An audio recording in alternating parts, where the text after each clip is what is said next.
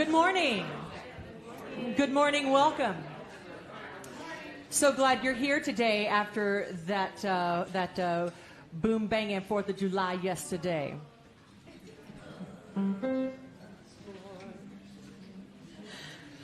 For each child that's born, a morning star rises and sings to the universe who we are.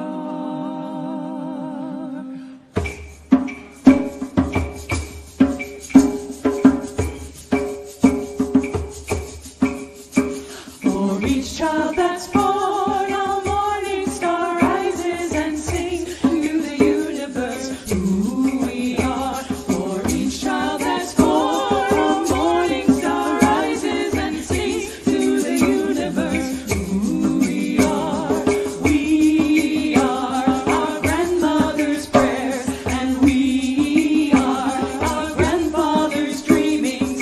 We are the breath of our ancestors. We are the Spirit of God. We are mothers of courage and fathers of time. We are daughters of dust and the sons of great visions. We're sisters of mercy and brothers of love. We are lovers of life and the builders of nations. We're seekers of truth and keepers of faith. We are makers of peace and the wisdom of ages. We are our grandmother's prayers, and we are our grandfather's dreamings. We are the breath of our ancestors. We are the Spirit of God. For each child that's born, a morning star rises and sings to the universe who we are. For each child that's born,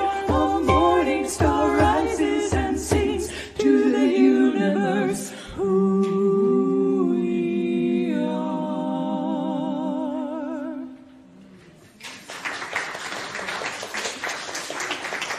I'm glad you like it. You'll be singing it on the first hymn.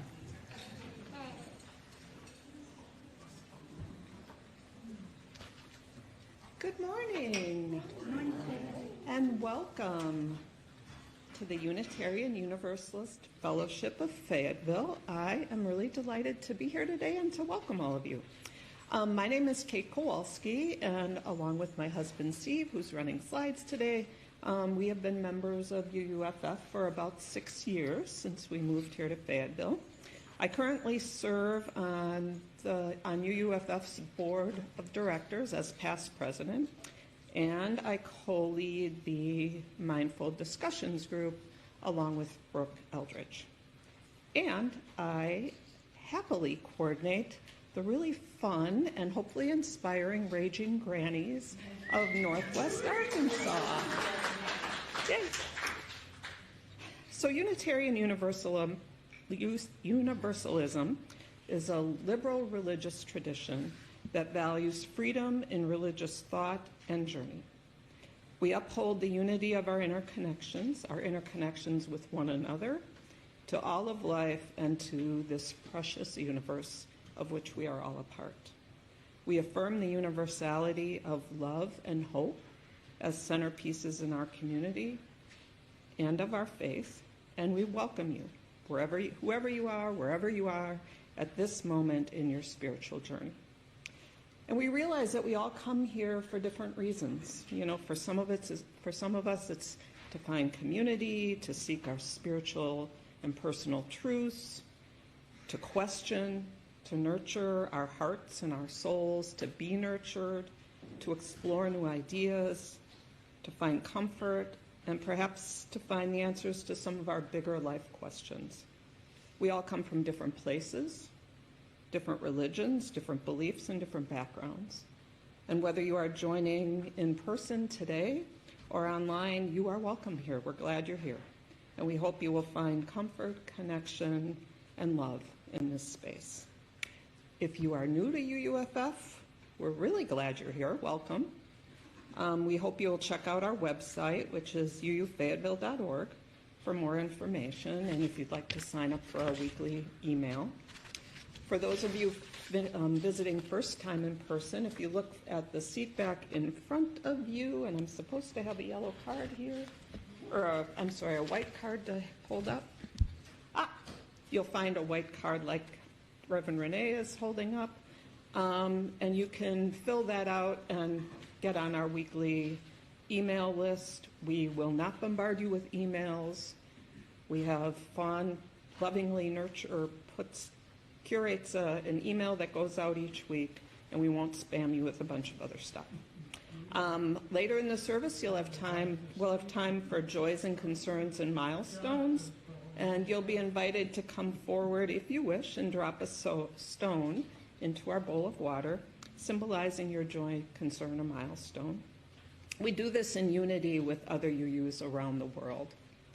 And if you have a joy or concern that you'd like to share, we invite you to fill out one of the yellow cards, also in the seat back in front of you. And you can indicate whether you are happy for it to be read out loud or if you'd like it to be kept confidential.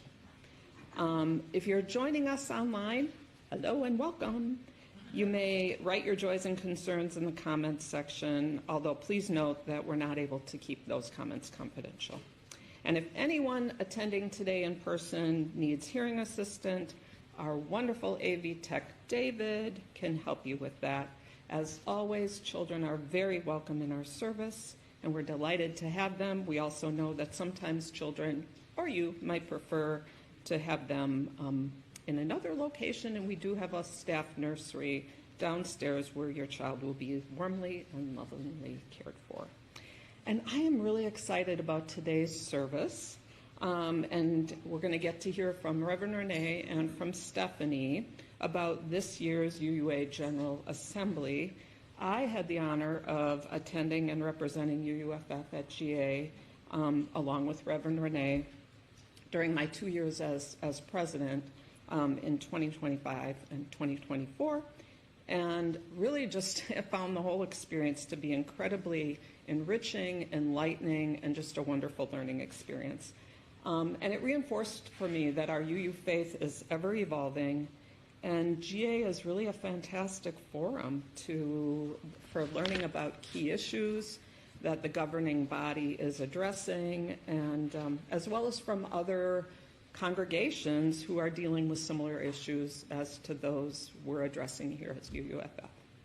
So welcome, we're really glad you're here, and with that, I'll turn it over to Joanna for the chalice lighting. Oh, and Sam. Thank you, Kate. Yep, so Sam and I will light the chalice together. It's a symbol of our sacred time together, and you're welcome to say the words on the screen with me if you want to. Love is the spirit of this community, and serves as its prayer to love and peace, to knowledge and truth, and to help one another. Thus do we covenant together. Thank you. Oh, very much. Good morning, everyone. Happy sesquicentennial of the United States. We have a long way to go in this country to get back to where I can easily say happy 4th, but there are some wins. And I do believe that the tide is turning on many fronts. Admittedly, I might not have been feeling that way earlier this spring. And I'll tell you what's given me more hope than anything in a long time, and that was the General Assembly. Stephanie Bentley and I were your delegates for UUFF, and it was extremely inspiring to be a part of something where there were so many of us working for the same thing. 2,000 of us. The theme for this 65th Unitarian Universalist Meet the Moment Together Everywhere. Meet the Moment, together everywhere. That was the theme. Held June 14th through the 21st. This was an experimental year. It was hybrid. It focused on hybrid, meaning there was a little bit in person in Louisville and there was a lot virtual. It focused on building community, sustaining connections, advancing faith formation regardless of where members were located, regardless of how we worshiped, regardless of whatever politics that particular state has. This annual week-long event is the primary gathering for Unitarian Universalists. It's where we conduct denominational business, explore theological ideas, and strengthen community bonds. Regarding the denominational business, you sent Stephanie and I to be your delegates, and we voted on your behalf. There were not huge issues to vote on this year, but they were interesting. This General Assembly was so good for me personally and professionally. It was the first time for me to go as an installed minister. And while I did not expect it to feel different, it did. And I was so incredibly proud. And everywhere I go, I am so incredibly proud to represent you, especially to the national body this year. And I know Stephanie is too. Here are Stephanie's opening words. Morning. My name is Stephanie Bentley, and I am your board president. Thank you for the opportunity to represent you at General Assembly this year. I am very grateful and excited to share some of my takeaways with you today. I am currently dropping my kids off at Governor's School, and I truly apologize that I cannot be there in person this morning. Our National UU Shared Covenant is expressed through a set of shared values: pluralism, generosity, interdependence, equity, and justice, and transformation, with love at the center. But what does love look like as a Unitarian Universalist? Here's a hint. It is not an abstract or flowery concept.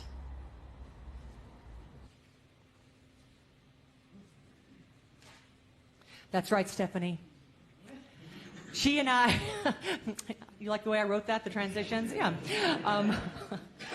We actually were on the phone quite a bit, like making sure that we could transition through this. This is our first time to try this, having a service leader, on video. But if the GA can do it, so can we. We each had very different and also very similar experiences. We were constantly on the phone with each other through the business sessions, conscientiously talking through each issue so that we could vote in a way that we believed would best represent you. When Kate and I went to General Assembly, there were a couple of issues where we did not vote the same on, which was great because you wouldn't have either. This year, Stephanie and I did happen to vote the same because the issues were pretty easy. Pretty easy this year. And what I want to share with you, what we both want to share with you, is endless. It's really hard to describe how wonderful the experience was. Okay, let's go on. For our opening hymn, we will do the theme song from this year's GA called We Are. It is number 1051 in your teal hymnal, and you just heard us do it.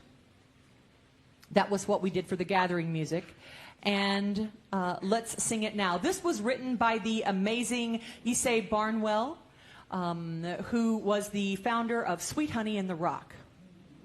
That's who Issei Barnwell is. That's right. Please rise in body or spirit as you are able.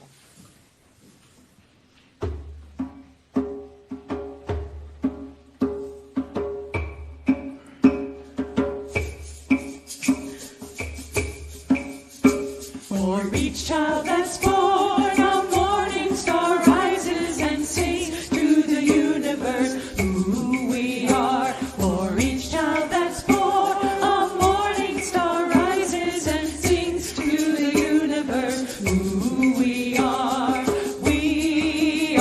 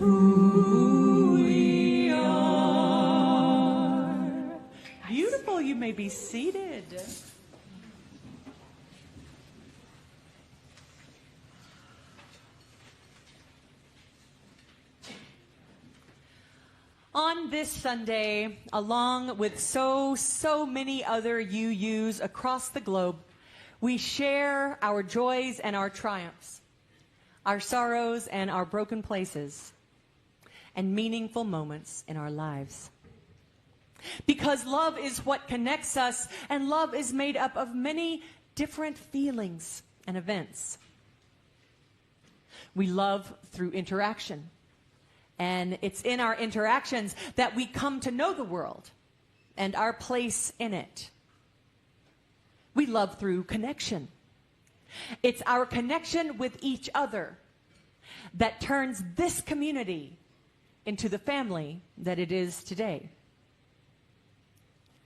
Our interactions, our connections, and our gathering is very important. When we gather, and when love is at the center of that gathering, and when the outcome of our gathering is joy, or education, or solidarity, it is a fierce form of resistance. We Unitarian Universalists believe that it is in the gathering and in the brave task of sharing ourselves, all of us, member and visitor together, that creates and grows trust with each other. That this is how we come not only to marvel at, but to engage in the depth and the movement of the spirit of life, the human experience, of the interconnection of which we are but a tiny part. And so, we must create the space, and we are. If you have filled out a yellow joys and concerns card, you may bring it up and give it to me and drop a stone in the bowl of water by Kate. And if you don't want to turn in a joys or concerns card, you can just drop a stone in the water to be a part of the ritual. Please come forward up the center aisles and return via the outside aisles so that we can not get a block in the flow. Okay, Suji, will you offer us some music? David, do we have any joys or concerns on Facebook this morning? Not today? Okay, very good. Hallelujah! Yes. Kate, will you drop some stones for our joys and concerns that are in our hearts that we might not be able to share? And then, actually, this is my last service until August. I am going to the Michigan woods. Will you drop some traveling mercy stones for me? And lastly, please drop some stones for the joys and concerns that might come into our lives this week until we get to be together again. Thank you, Kate. Now, let's take all of this in and pray or meditate each in our own way that suits us as per Unitarian Universalists. We'll take 60 whole seconds. Let's take a breath.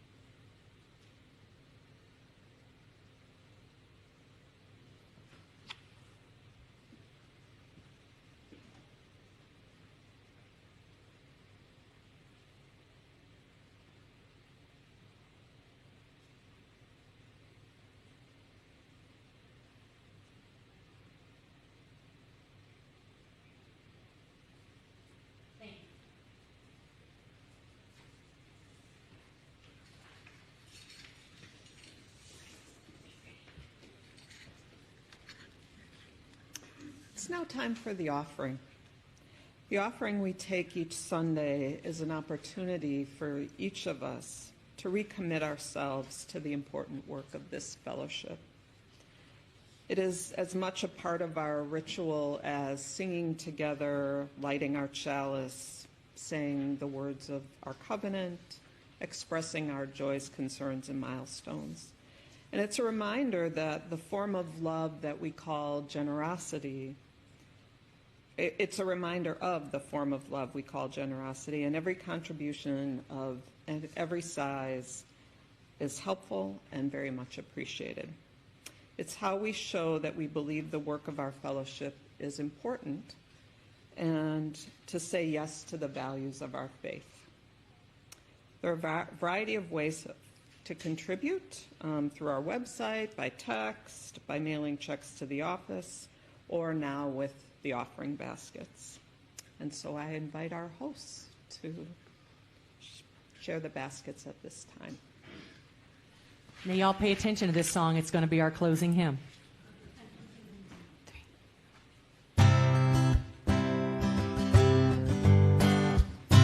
This boat is steady, this boat is sure. When you're ready, climb aboard. When you're ready, grab an oar. This boat will carry us to the farthest shore. We all know hardship, we all know pain, but nothing ventured means nothing gained. And every rainbow needs the rain. You're not alone, try again. This boat is steady, this boat is sure. When you're ready, climb aboard. When you're ready, grab an oar. This boat will carry us to the farthest shore. Even if you've been tempest tossed, even if you feel that all is lost, you've heard the thunder roar, had a look at heaven's door. And if you're sinking like a stone, this boat will carry you home. This boat is steady, this boat is sure. When you're ready, climb aboard. When you're ready, grab an oar. This boat will carry us to the farthest shore. In this boat, there's nothing we can't do together, no matter the weather, no matter that the charts aren't ours. We will navigate by a storm. This boat is steady, this boat is sure. When you're ready, climb aboard. When you're ready, grab an oar. This boat will carry us to the farthest shore. This boat is steady, this boat is sure. When you're ready, climb aboard. When you're ready, grab an oar. This boat will carry us to the farthest shore.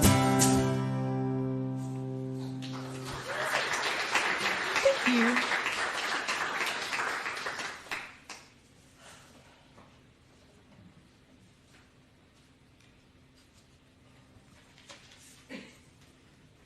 There's music brain and then there's sermon brain, so forgive me while I switch. There's There's way too much goodness, as I said in my opening words, there's way too much goodness at General Assembly to be able to adequately share it all. But one of the things that I am compelled, that we are compelled to share with you, is how we vote on your behalf. Stephanie and I are both voting our conscience. And generally, we're pretty different. You know, she and I are pretty different, and we hope that we can represent as much of the body of UUFF as possible. Please, in your order of service, you'll see a handout. Now, I'm not going to go through this whole handout with you. However, this talks about the votes that there were and how we voted. We voted, Stephanie and I both voted as everyone else did. If you see the result is passed, that's how we voted also. Like I said, it was pretty straightforward this year. However, there will be a few things that I'll say. Turn to the one that starts with the heading at the top, the UUA General Assembly 2026. Turn to that page. The first business resolution task, this is an evolution. This is an evolution for that which is better. We'll stay there. We can stay there. That's fine. We are evolving as a denomination. Our rules for ministers and how they become ministers are archaic. Trust me, I know. And there is an evolution for the better happening with this first business resolution. The second, the bylaw amendment, it was not adopted because what it would mean is it would change hands of who got to say, who got to have the authority to suspend a minister if there were issues. There are often issues with congregations and ministers. We've dealt with that ourselves. Not with me, but you know, we've dealt with that ourselves. And so this changes the idea of and changes the format of who can work. And that's the deal. This would mean a very small committee would be handling all of these suspensions, and that means a whole lot of ministers couldn't work for a really long time, whether they did anything wrong or the congregation was just mad at them. So this was not adopted, and I'm glad. It just means that the team that's going to handle that is much larger, like the whole UUA staff, basically. It's good.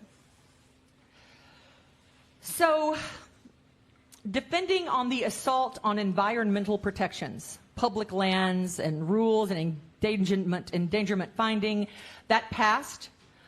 This was putting faith. I want to tell you that the bottom of that says, it called on the UUA to oppose federal rollbacks, blah, blah, blah, blah, blah. This establishes a priority for UUA public witness for the coming year. When Unitarians talk about witness, we don't mean what a lot of other denominations mean about witness. To us, witness means putting faith into public action, advocacy, talking about it, dealing with it for real. That's what public witness is. Now, all eyes on Delaney Hall, the last one on that first page. This was a proposed solidarity action with people detained in immigration centers, including those participating in hunger strikes. The reason that this did not pass, of course we all support those people. The reason that this did not pass is because organizers that were working directly on that issue did not approve it, because it conflicted with the carefully planned actions already underway, and it raised safety concerns. So, if you're like, wait a minute, why wasn't this confirmed? Because the organizers of the people at Delaney Hall, the action protesters, our people, said, give us a minute.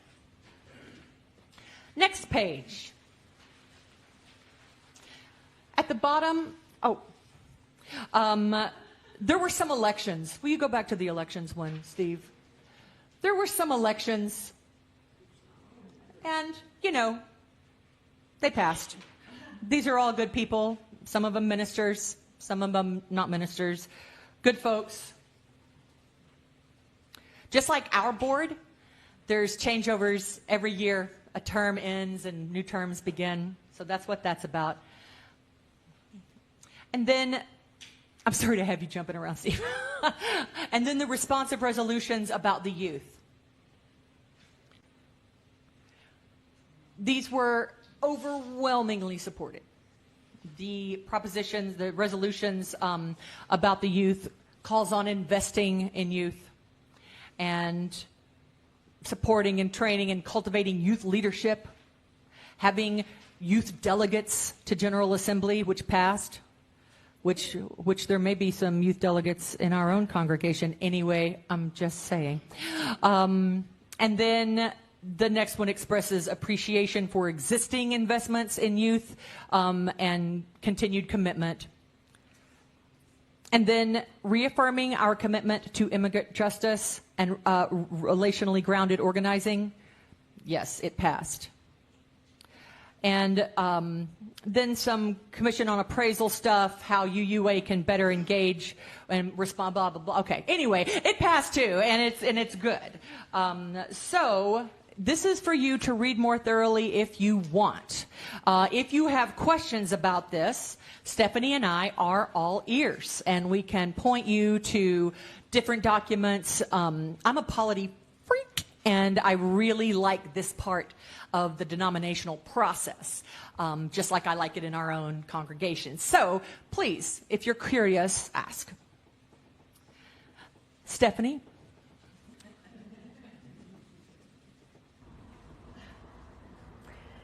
Okay, hang with me here. We are about to do some heavy lifting. One topic at General Assembly was this year's Congregational Study Action Issue, or CSAI. Abolition.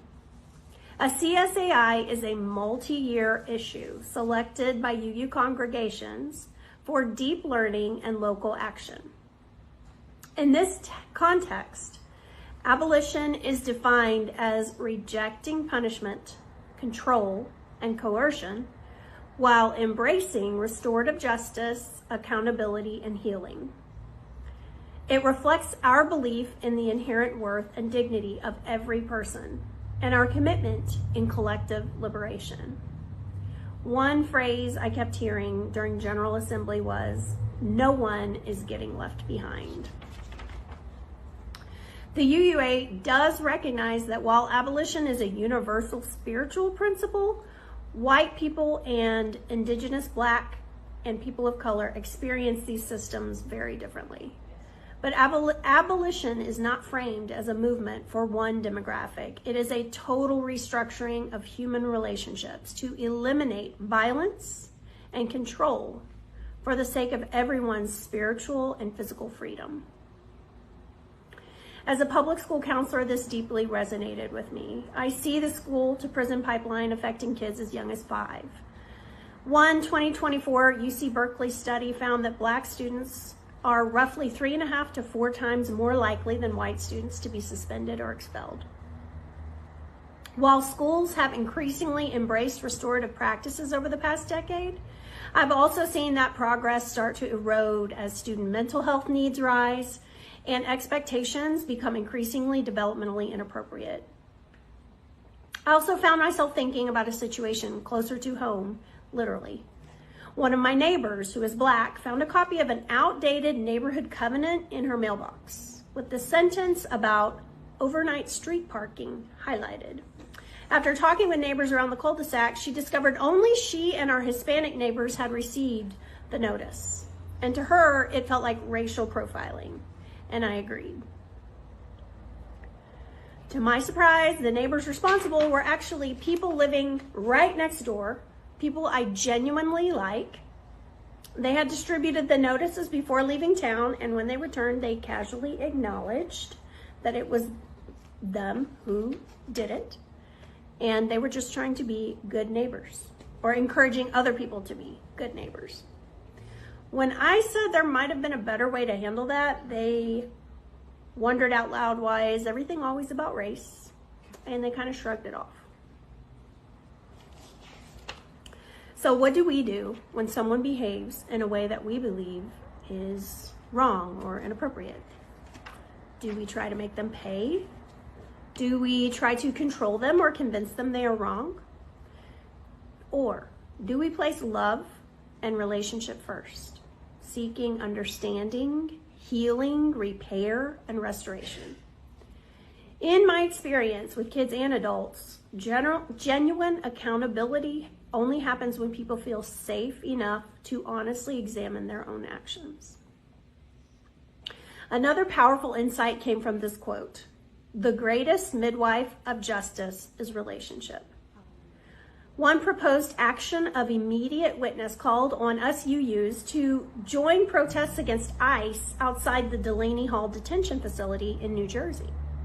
Some delegates opposed this, not because they disagreed with the cause, but because the proposal had not been developed in partnership with those already leading the work.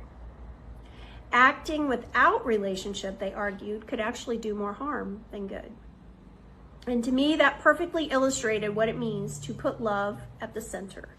Justice begins with listening. It begins with relationship. It begins with humility before action. In fact, a recurring theme through General Assembly was that UU sometimes value procedure over relationship. And some speakers actually called that out as a manifestation of white supremacy culture. And do you know what our UUA president said? She said, "Let go of the perfectionism." Let that sink in. It reminded me of one of my favorite pieces of UUF history that a wise woman, who might be among this audience, shared with me. That we used to have an aesthetics committee of sorts that actually banned patterned toilet paper. Sometimes we really do get in our own way. The workshops I attended were not sexy. They focused on sustainable staffing and balancing governance with ministry, but they offered insights that I know will shape how I serve UUFF for years to come.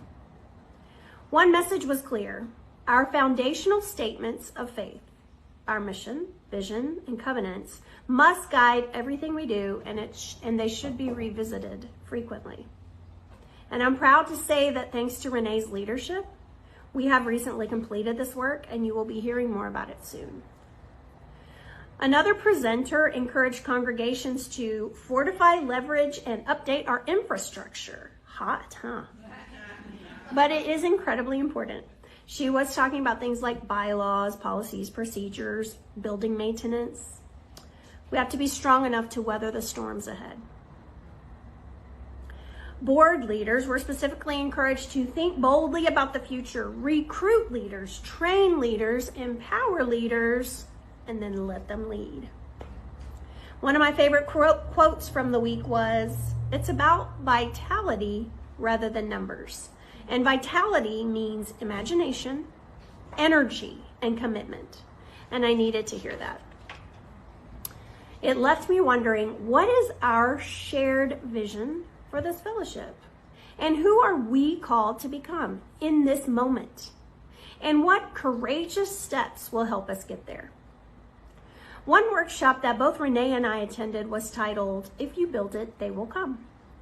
The presenter shared that after creating a specific area for kids during the service, offering multi-generational second-hour programming instead of traditional Sunday school, and hosting village nights, which are like parents' nights out, attendance amongst children and families quadrupled. Their conclusion was simple: when you center families, you build your future. Across our denomination, we are rethinking children's ministry. Research found that many UU youth disengage because they spend so much time on the fringes of church programming, they never actually feel fully connected to congregational life as they age. Combined with challenging family schedules and fewer volunteers, many congregations are shifting away from segregated programming toward more intergenerational ministry and stronger support for parents. One presenter put it like this: we don't want to replace parents. We want to support parents. And the congregation is the curriculum. Despite appearances when our kids are with us, they are paying attention. And while we are on the subject of young people, I want to highlight delegates approved 2 responsive resolutions focused on youth and emerging adults. And while these items approach the issue differently, both reflected widespread concern about how low the level of youth participation at this year's GA was, as well as a desire to rebuild strong youth ministry and leadership across the UUA. These two resolutions complement each other. One says, how do we get the young people involved?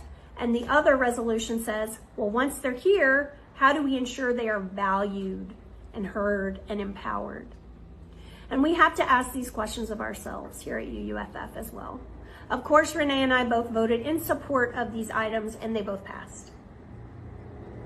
I'd like to close with words inspired by many voices I heard throughout the week, from national leaders and local congregants, from a documentary about mothers finding sanctuary in churches, and from this year's Ware lecturer, Bishop Marianne Edgar Buddy.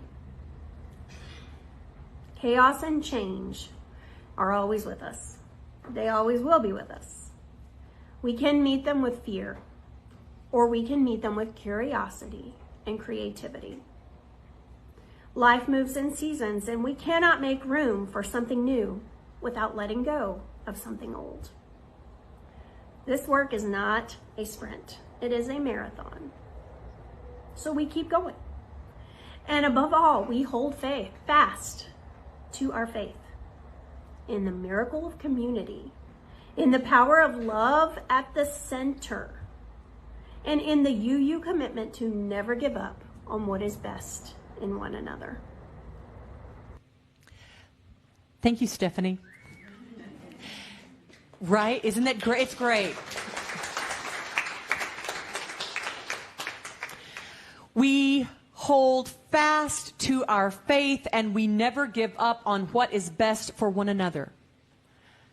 I've loved hearing all of Stephanie's takeaways from GA.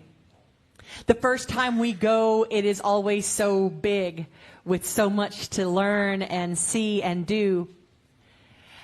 And as much as I am a polity nerd, like I just said, and as much as I love the business sessions, what I love even more are the worship services and the workshops and the lectures. And most importantly, the connections. Just like I value connections with each one of you, these connections at General Assembly are invaluable to me. It's easy to feel like an island and that I'm alone in the work I do. That feeling goes all the way away when I'm at General Assembly. And it's because the next Unitarian church is over 100 miles away, right? And so it is heartening and strengthening and connective and great to be with Unitarian Universalists from all over the rest of the planet. Y'all, I took so many workshops. Several of them will be getting their own service, and so I'm just going to briefly mention them. They're just too important to not share right now. For instance, I took Palestine 101. It flipped me out, and so I took Palestine 201, and I learned so much. And next month on August 9th, I'm going to be giving a service on Palestine. There were bigger workshops called wave cohorts, and in these we worked in a large group and then a small group and then a large group and then a small group and then a large group and then a small group and back to the large group. The one I took is called Fat Liberation in a Time of Body Fascism.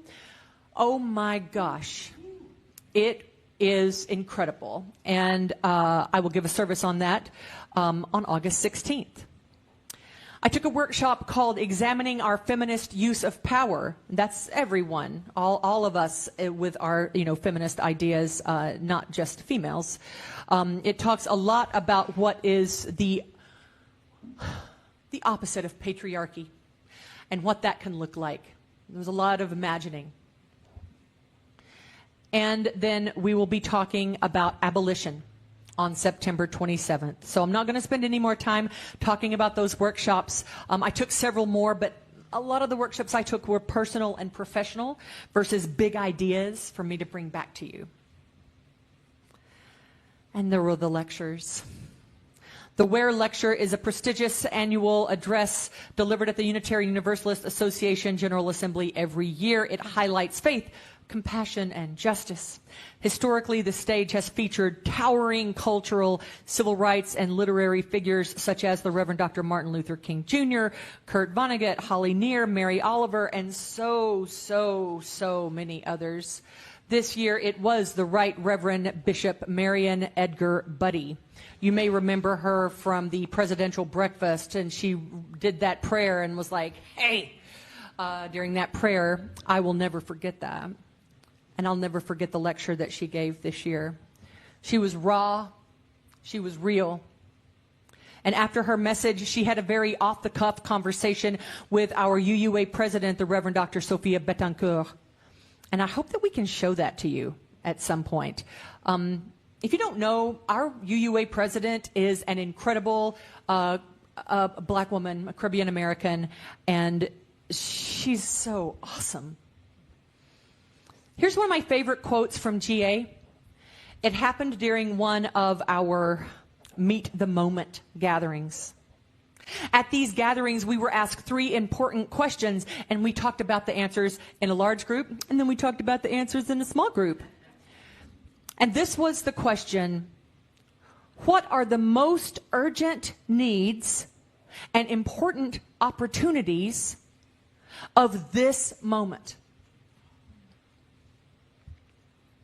And L.A. Jones, who is a current seminarian at Meadville Lombard Theological School, where I also hope to attend, said this. Actually, first, let me define the word BIPOC. BIPOC, Black, Indigenous, People of Color. BIPOC. Okay. So L.A. Jones says this. I feel like the urgent need is to address the debilitating fear that seems to be prevalent among white liberals. The opportunity for them is to learn from BIPOC UUs who knows what it takes to be resilient in a country that is against you. I'm going to say it one more time. I feel like the urgent need is to address the debilitating fear that seems to be prevalent among white liberals. The opportunity for them is to learn from BIPOC UUs who know what it takes to be resilient in a country that is against you. Now, y'all, I know I went through all that pretty fast. And it's because the best part for me were the worship services, the very best part. And I just want to show you a couple of videos. I don't think we're going to be able to spend the whole time for these videos, so we will we will stop these part of the way through. We had a global worship service this year, which I just bawled my head off through the whole thing. I just cried through the whole thing. Talk about hope for the future. Both of these were done by Unitarian youth choirs. The first one is music from the Janos Zygmunt Unitarian High School in Transylvania, where Unitarianism was born. This is a huge Unitarian church and a beautiful choir. This song highlights the unique value of every person, comparing human life to a precious pearl. It conveys kindness and the enduring beauty of the human spirit.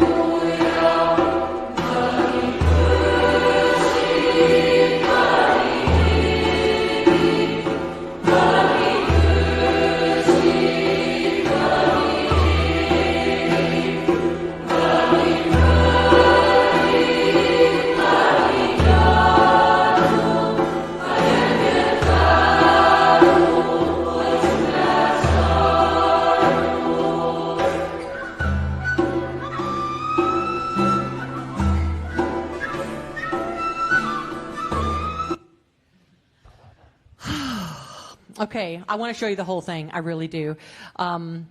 Okay, this next Unitarian youth choir, they're singing a piece called Singing in Worship Together. And this is from a Sunday school in Jowai, part of the Unitarian Union of Northeast India. This song celebrates life, Mother Earth, all living beings, expresses love and gratitude, and reminds us of the importance of caring for one another.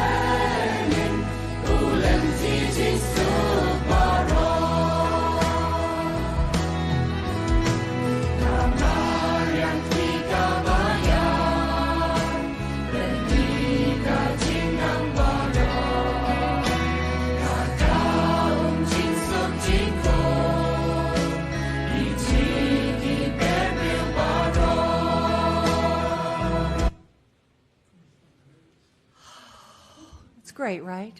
These are Unitarians, Unitarian high schools, Unitarian Sunday schools. It means a lot today to share my thoughts and moments from General Assembly 2026 with you. Thank you. Let's close by singing this boat. Rise as you are willing and able.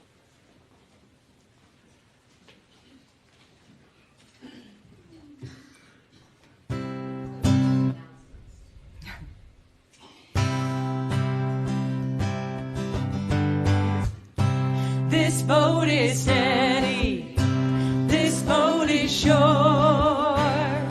When you're ready, climb aboard.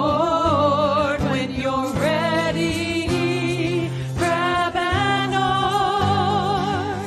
This boat will carry us to the farthest shore. We all know hardship, we all know pain, but nothing ventured means nothing gained. And every rainbow leads the rain. You're not alone, try again.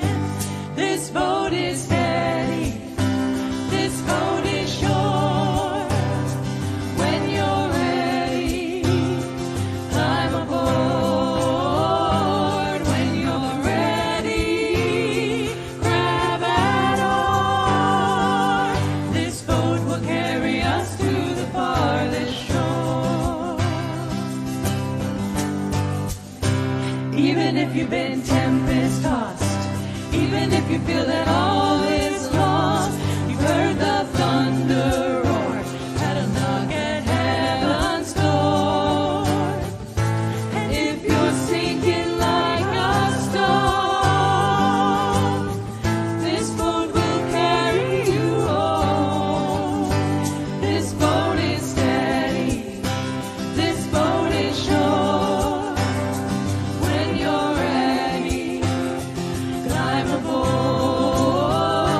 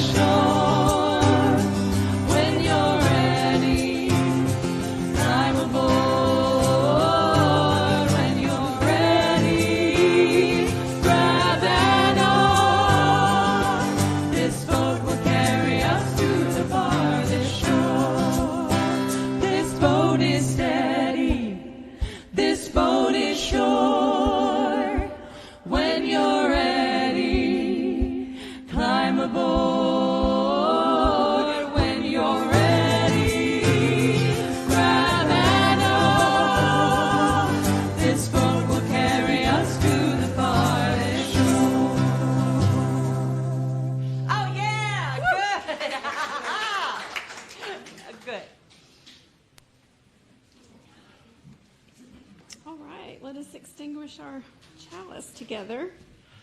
We extinguish this flame, but not the light of truth, the warmth of community, or the fire of commitment. These we carry in our hearts until we are together again.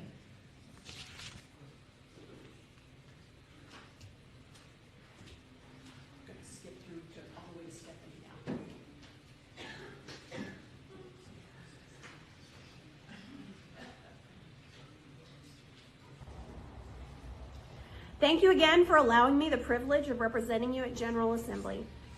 It was tremendously impactful for me personally, and it deepened my faith as a Unitarian Universalist. I hear next year's GA will be accessible online or in person and is being held in sunny San Jose, California. And I'm told anyone can attend, and I highly encourage you to consider it. It is sure to challenge and inspire you, leaving you proud to be connected to this relentless force for good and love in the world. Thank you. What she said was, come next year. Let's all go. Let's all go to GA next year. It's in person in San Jose, California. I mean, wouldn't that be fun? Come on. I can't wait to see you again in August. Know that you are a very important part of this UUFF family and that you are loved. Let's have some coffee and conversation.